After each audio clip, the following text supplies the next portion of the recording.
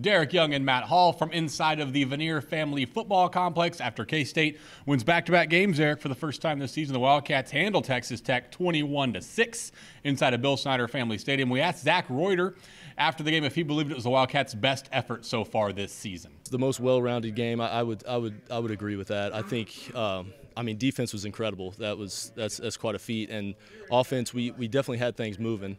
We weren't able to execute in the red zone as well as we would have liked. A few mistakes.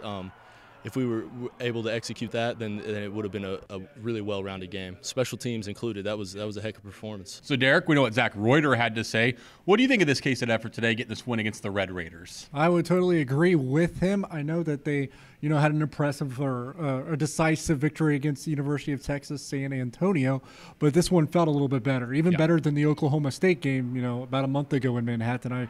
I just thought that they were dominating on defense, really, but on offense, it wasn't perfect, but they did some things. They did some nice things. Probably could have took a little bit more, finished drives and had some touchdowns, but they did enough on offense, but the defense is probably what sealed this and took it home. Well said on the offensive side. A number of drives, like you kind of mentioned, that got deep into Texas Tech territory they couldn't come away with the points with. But fortunately, Justin Hughes and the K-State defense held Texas Tech to just 6 points and under 200 yards of total offense.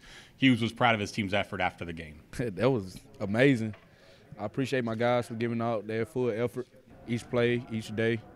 And we just went out there and just dominated against a high-power offense, one of the best in the conference. So I'm proud of my guys, and hopefully we can continue on to the next game. Derek, obviously the win puts K-State's record at 5-6, one game short of bowl eligibility at 6-6. Well, they'll head to Iowa State next week, who has a huge game tonight against Texas, and that could affect a little bit how Iowa State looks at next week's game.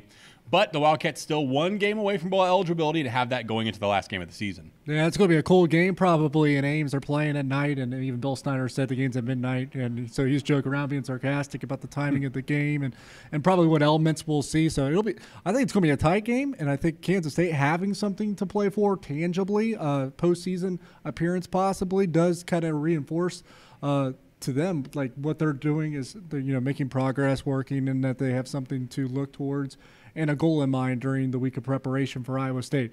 Iowa State might have the same thing, especially if a Big 12 championship appearance is still on the line. Absolutely. Alex Barnes would agree with you. He thinks having a chance to go to a bowl next week at Iowa State is very meaningful. It's big. We got two wins in a row now, so we got a little momentum going forward. Iowa State's going to be a tough ball game. It's going to be another cold game too, probably night game. So it's all lined up for us to do pretty well. We just have to go out there and do it. So as we've said a couple of times, K-State will head to Ames next week for Farmageddon. What do you think of the Farmageddon name? I like it. I like it too. It's fun. So K-State will head to Iowa State for a late night game against the Cyclones, looking to go 6-6 and earn a bowl bid. For Grant Flanders, Chris Nelson was here with us as always today. Derek Young and myself. Thanks for watching on K-State Online. Tell your friends.